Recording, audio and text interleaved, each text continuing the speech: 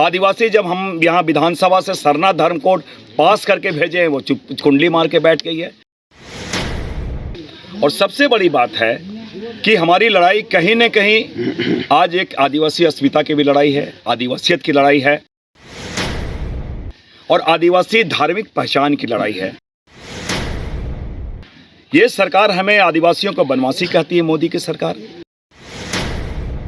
कि संविधान बचाना है, लोकतंत्र बचाना है और देश को बचाना है। बात है, आपने देखा होगा कि हमारे गांव के सारे सीधे साधे आदिवासी मूलवासी जिसे हम कहते हैं, वो सारे लोग त्रस्त हैं मोदी सरकार से और हर लोग संकल्प लिया है कि संविधान बचाना है, लोकतंत्र बचाना है और देश को बचाना है।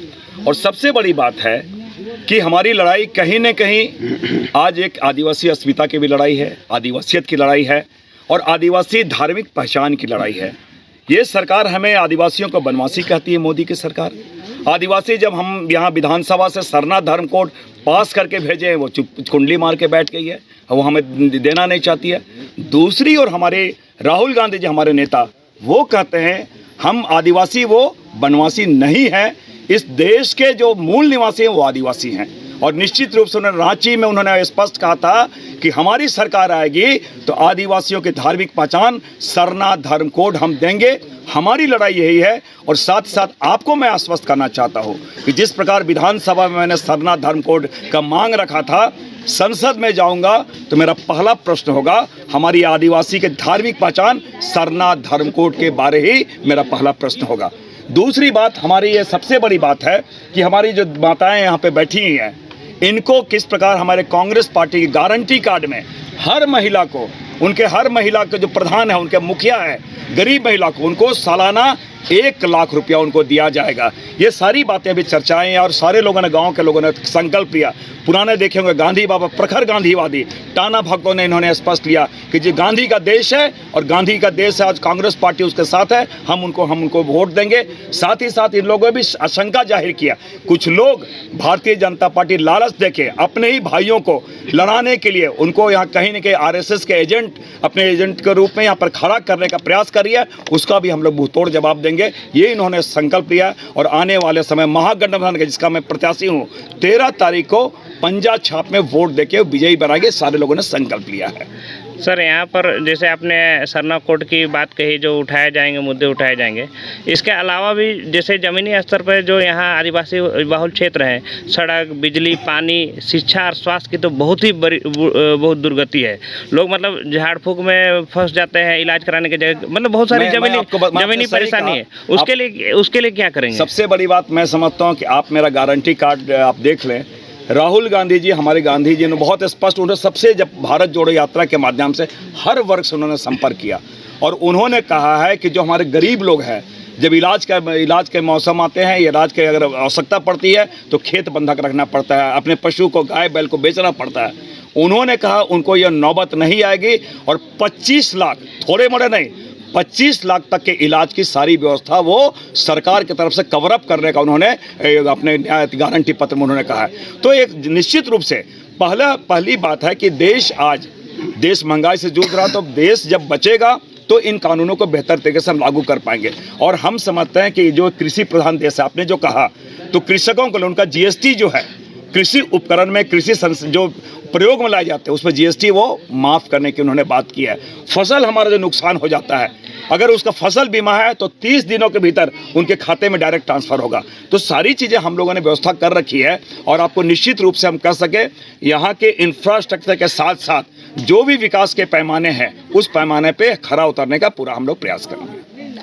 अभी जैसे आपने जिक्र भी किया कि आपके ही मतलब सहयोगी में से, मतलब जो इंडिया गठबंधन के पार्टी हैं, बिशनपुर के जो विधायक है, वो भी आपके ऑपोजिट में खड़े हो गए हैं, तो इसे किस रूप में देखते हैं? देखिए, मैं आज भी कहता हूँ कि वो 3 टर्म के विधायक हैं। अगर उन्हें चुनाव, पहले तो ये महागठबंधन धर्म का पालन नहीं कर रहे हैं और कहीं न कहीं वो, सबसे पहली बात, ये लड़ाई आदिवासियत की, आदिवासी मुद्दों पे भी लड़ाई लड़ी जा रही है, तो ये कहीं न कहीं आदिवासी समाज के साथ उनका यह विश्वासघात है, पहली बात।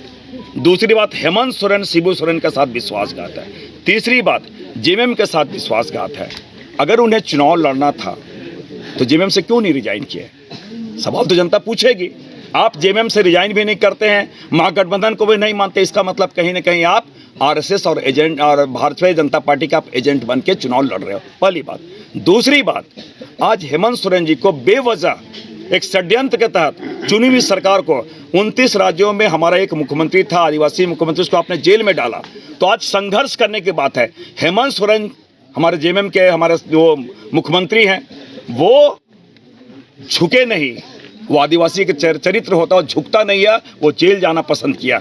लेकिन जिनका आप जिक्र करें वो किस प्रकार का आदिवासी है कि वो जाकर सरेंडर कर दिए हैं, वो एजेंट के रूप में काम करें। और जहां पर संघर्ष करना है, आज हम संघर्ष आदिवासी लोग कर रहे हैं, तो आप चुनाव में खड़े हो गए हैं।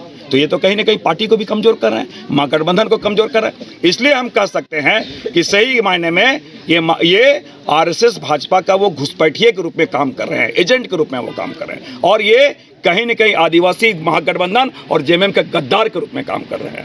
तो ऐसे में कहा जा सकता है कि वो चुनाव को प्रभावित करेंगे, आपके वोट कोई प्रभावित नहीं करेगा। आप देखिए हमारी जनता हमारे साथ है, कोई प्रभावित नहीं करेंगे, कहीं से कोई हम लोग चिंतित नहीं है, कोई प्रभावित करने की बात नहीं है। ये लड़ाई जनता लड़ रही है, ये लड़ाई सुखदेव भगत अकेला नहीं लड़ रहा है, ये लड़ाई जनता लड़ रही है। जनता वर्सेस तानाशाह सरकार के बीच लड़ाई है। इसलिए जनता जब चुनाव में लड़ रही है तो कहीं भी चिंता करने की कोई बात नहीं है।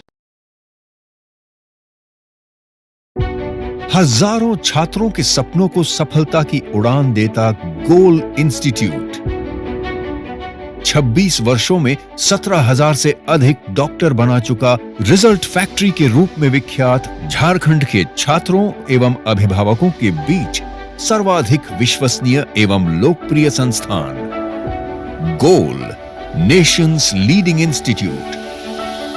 हमारा विश्वास गोल के साथ। 5 राज्य, 61 शहर, 150 प्रोजेक्ट और एक वास्तु विहार।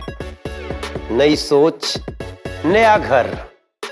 बनाए रखिए अपना प्यार, सेवा में है वास्तु विहार।